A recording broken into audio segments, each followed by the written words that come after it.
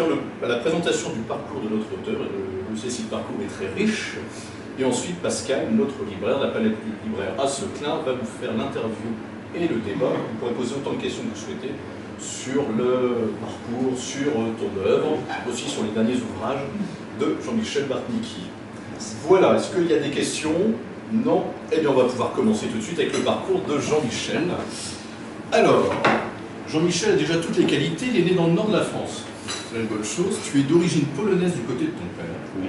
Tu as été élevé principalement par tes grands-parents maternels.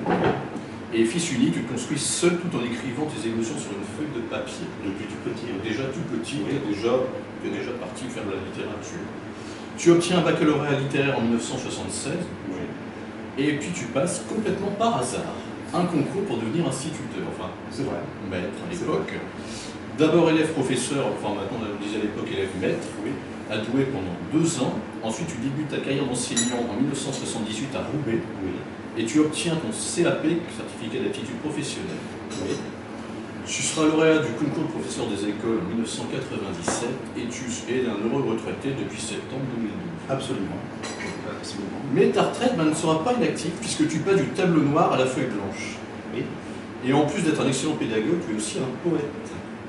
Le parolier. Et bah oui, mais on va arriver après. C'est vrai. C'est vrai. On va après. Puisqu'on peut retrouver d'ailleurs sur ton site internet www.jeanmichelbartnicki.com, je l'ai répété plusieurs fois, vous allez voir. J'ai des cartes. Il y a des cartes, mais je le répétais quand même sur la pub. On peut retrouver d'ailleurs un de tes poèmes, Le Passage, qui fait référence aux opérations chirurgicales. L'objectif lors de ces opérations, vous pouvez même l'écouter en audio, soit en son, seulement ta voix, soit avec une mise en scène musicale. Tu es bien renseigné, je suis Oui, très impressionné. et tout. C'est génial. J'ai les RG qui me renseignent sur toi, t'inquiète pas, il n'y a pas de problème. Alors, tu es aussi auteur de chansons, donc parolier sa scène depuis 2002. Oui. Tu vois, j'y suis arrivé. Oui. Donc, tu es amoureux des mots et de la musique sous toutes ses formes. Tu as près de 200 chansons qui ont déjà vu le jour, avec en permanence cette quête de l'émotion du mot juste. C'est-à-dire que Jean-Michel aime aller au fond des choses, et comme enseignant, sans aller au coin. Jean-Michel Bartnicki aime trouver les paroles sur des orchestrations tout en fredonnant. Sur du piano principalement. En fait. Du piano, debout. Comme Michel. Qui manque à la chanson française. C'est vrai, tout à fait. À la recherche du mot juste et de la rime la plus pertinente et musicale possible.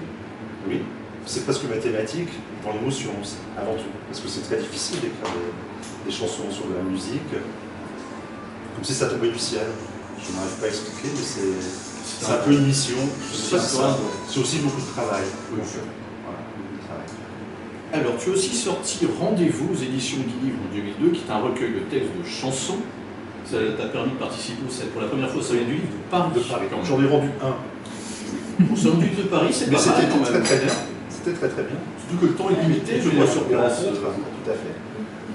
Et tu as aussi écrit, et là j'y viens tout de suite, les paroles de la chanson Dis-moi encore je t'aime. Alors là tu passes sur quelques années, tu passes. Ah oui. Tu passes. Oui, j'essaie de synthétiser. Après, si tu veux rajouter des choses, tu es libre. J'ai fait une sélection, parce que sinon je peux faire un truc très précis, mais je crois qu'on devrait prendre des lits de camp jusqu'à demain matin. Ah oui, ta vie, parce qu'elle est très très riche ta vie. Je te remercie, ça me touche beaucoup, ce que tu es en train de dire. Et c'est sur une composition de ton ami grand artiste, alors là, pardon, je sais le prononcer, Jana Bilbulian. Oui, qui veut dire petit rossignol. Heureusement que je ne l'ai pas prononcé en période de Covid avec les bouclettes, parce que c'était compliqué. Interprété par sa fille Nara Noyan, qui est aussi talentueuse, inspirée de sa mère. Alors cette chanson sera retenue pour être l'une des chansons du générique du film Je t'aime, filme-moi. Donc là je vais vous faire passer l'affiche du film qui est sorti. Réalisé par Alexandre Messina, qui est un réalisateur parisien. Ah non, je t'en prie. Alors sur la biographie, j'ai vu qu'il était sorti le 15 juin, alors que là il est marqué le 1er juin. Mais en fait, c'est une première affiche, voilà, la sortie nationale c'était prévu le 15 juin. Et en fait, pour tout vous dire, c'est grâce à mes amis de franco-arménienne, donc Jana Rossignol, Bilbulian et sa fille Nara Noyan, c'est grâce à ces deux artistes qui m'ont fait connaître auprès du réalisateur, qui n'est pas un réalisateur connu, mais qui a fait un film joyeux avec notamment, vous avez Dutronc à l'affiche, vous avez des gens assez connus, Et je vous invite, si vous le souhaitez, le mardi 4 avril donc, 2023, à partir de 18h, à la salle Gérard Philippe de Ouascal, où je dédicacerai également mes ouvrages de 18h à 18h30, 19h, et à partir de 20h, il y aura la projection du film d'Alexandre Messina, que je vais vous laisser découvrir pour la première fois, parce que je ne l'ai jamais vu, et à la fin, il y aura la chanson, donc Dis-moi encore je t'aime, qui est une valse. La chanson sera diffusée au niveau du générique de fin il doit y avoir 3 chansons au niveau du générique de fin, parce que c'est le générique de début ou de fin. Là, c'est vraiment une chanson qui se trouve au niveau du générique de fin, et on entend mes mots qui sont chantés par Nara Noyan, une artiste franco-arménienne, comme je le disais tout à l'heure, qui vit à Liège, et que je salue, parce que c'est enregistré.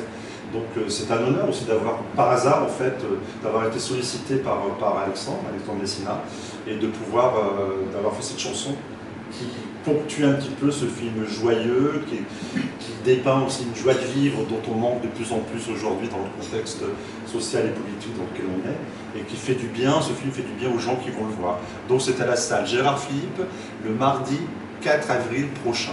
Voilà, je vous le dis. C'est 4 € ou 5 € l'entrée.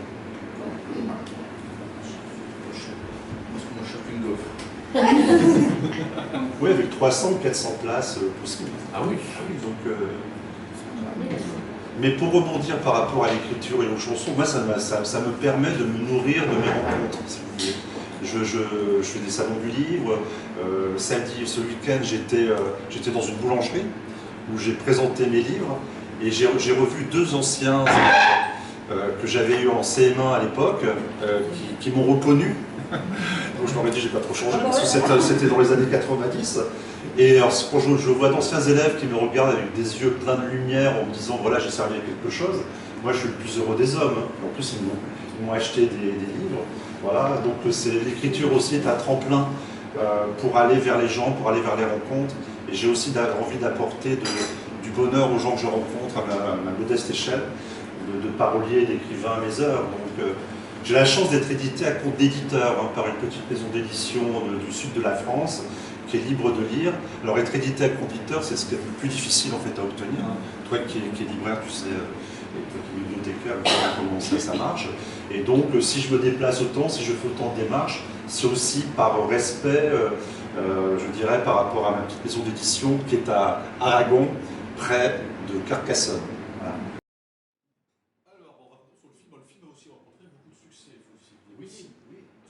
Comme citer aussi d'autres acteurs dans le film. Il y a Christophe Salengro, pour ceux qui ne connaissent pas de nom, c'est celui qui joue le président de Groland, la série Groland, sur Canal.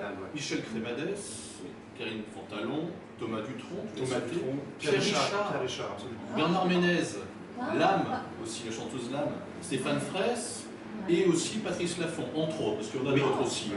Sinon j'avais encore une liste comme ça. Donc, et pour revenir aussi, ce que tu viens de dire, c'est qu'en fait, tu as transmis, quand tu étais enseignant, tu as transmis, en leur donnant des livres maintenant, à tes anciens élèves, tu continues à transmettre quelque chose. Il y a une certaine continuation aussi. Et pour rebondir aussi par rapport à ce que tu disais au départ, l'école normale de Douai, à l'époque, on nous appelait les normaliens, vous savez. Et en fait, ma fille me dit, mais papa, tu n'es pas normalien, parce que normalien, c'est autre chose. Et c'est vrai qu'à l'époque, on étant élève maître à l'école normale de Douai, on nous appelait les normaliens, les normaliennes. Donc, pour rebondir par rapport à nos parcours. Alors, tu es aussi auteur de romans, c'est-à-dire qu'en gros, comme enseignant, tu aimes écrire des lignes et pour toi, ce n'est pas une punition. Absolument. Alors, tu es un grand amoureux de la langue française, tu considères des mots comme des êtres vivants, et qui méritent le plus grand respect. Tout à fait.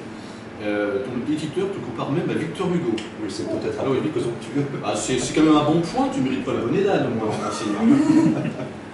Alors on va citer comme quelques ouvrages, donc Le Don d'aimer, tome 1, Prélude, aux éditions Livre de Lire. On peut le faire passer si vous voulez, vous faites le passer. Sorti en 2019. Aussi Les Bons Points Dinosaures, qui est un roman, on va dire, autobiographique, aux éditions aussi Livre de Lire, en 2021, il est ici. Vous pouvez faire passer ces exemplaires si les personnes, si vous voulez feuilleter. Également Le Don d'aimer, tome 2, Trajectoire, aux éditions Libre de Lire en 2022. Alors, tu aimes aussi être en contact avec ton lectorat. Absolument. Oui, sur les réseaux sociaux, tu es bien présent dans les salons du livre. Je suis casse-pied. Non, tu es très généreux avec ton public. Oui. Dans les salons du livre, dans des séances de dédicaces, que ce soit au Furet, chez Culture ou autre d'ailleurs, et tu participes même aux rencontres littéraires. Merci pour C'est moi qui vous remercie de m'inviter. Et aussi, vous pouvez aussi retrouver Jean-Michel Bartnicki sur Internet, sur www.jeanmichelbartnicki.com. Si vous n'avez pas entendu, je le répète, www.jeanmichelbartnicki.com, tu tenais à ce qu'on dise. Et c'est vrai qu'il faut aller voir le site, il est très intéressant. On va voir non seulement découvrir Jean-Michel, toute la biographie de Jean-Michel, mais aussi tout son parcours, les chansons, les romans, la poésie. Les poèmes, enfin les poèmes qui changent, ça change, oui, vrai, ça tourne en fait. Je vais vrai. Citer celui qui était sur le site en ce moment, Passage. et ça tourne. Ouais. Franchement, écoutez, et même les mises en scène par moment des poèmes, les mises en musicalité des poèmes, je vous conseille vraiment. Alors, si je fais une petite parenthèse, je te remercie. Et c'est vrai que je fais des musiques, mais je ne suis pas compositeur ni musicien. Et j'utilise ce qu'on appelle la MAO. Hein, voilà. C'est pour ça que je dis que je ne suis pas du tout compositeur au sens noble du terme, mais je pense avoir l'oreille musicale. Et donc je me sers des instruments modernes, je crée des ambiances musicales à partir des sons qui sont mis à ma disposition, et j'essaye de marier à la fois le mot, le verbe en fait, et la musique, de façon à émouvoir. Alors j'ai une voix, je sais, mais je ne suis pas chanteur, mais je sais que ça touche. Pascal, je te remercie d'avoir écouté une chanson que j'ai faite qui s'appelle Entre deux mondes. Et donc il y a ce côté aussi de ma personnalité où j'aime bien de temps à autre réciter ce que j'écris. Ce n'est pas du slam, c'est de la poésie récitée, plus ou moins chantée. Voilà. Et tu disais par rapport au site aussi, et c'est vrai que sur le site actuellement vous avez une page, je vous donnerai une carte tout à l'heure, ce sera beaucoup plus facile, vous aurez toutes les coordonnées. Vous pourrez écouter mes narrations que j'ai faites sur des compositions de piano envoyées par mon amie Jana, Bibi Blulan, Petit Rossignol, qui m'a envoyé des compositions au piano qui sont dissymétriques au niveau de la composition musicale en fait, et qui ne trouvaient pas de parolier. Personne n'arrivait à mettre des mots sur ces notes. Elle m'a envoyé des musiques, quelques compositions au piano, et les mots sont venus comme ça, et je lui ai envoyé des maquettes, et sur le site vous pourrez écouter mes narrations sans les musiques, parce qu'on attend de pouvoir protéger l'ensemble à la SACEM, et vous pouvez avoir un aperçu de l'écriture des textes que j'écris sur ces compositions, sachant que je vais vers l'actualité, mais je peux aussi être très tendre. Il y a un peu d'humour, pas toujours, mais il y a aussi ce côté tendre et je dirais profond. Je recherche la profondeur. Et tout à l'heure, je te remercie Olivier, quand tu parlais je considérais les mots comme des êtres vivants. Effectivement, c'est un peu ça. Je trouve qu'on a la chance d'avoir une langue extraordinaire, qu'il faut essayer de pétrir un peu comme on fait du bon pain, comme le boulanger fait du bon pain, de façon à avoir des tableaux scéniques, affectifs de qualité. Donc c'est ce que j'essaie de faire dans les romans, c'est-à-dire je considère un petit peu la page blanche comme un tableau vierge, et le stylo, la plume, l'ordinateur en fait, c'est mon pinceau. Et j'essaie de faire des tableaux en fait figuratifs ou romantiques. Il faut que les gens puissent s'identifier. Je veux dire que l'écriture, les mots, c'est très imagé, donc en même temps il ne faut pas en faire trop parce qu'il faut aussi laisser la part à l'imaginaire des gens. Pour moi, une page, c'est comme un tableau, c'est exactement ça. Donc je veux que les gens puissent rentrer dans une histoire. Et dans les romans, Le Don d'aimer sont des romans historiques. Je considère aussi les paysages comme des personnages.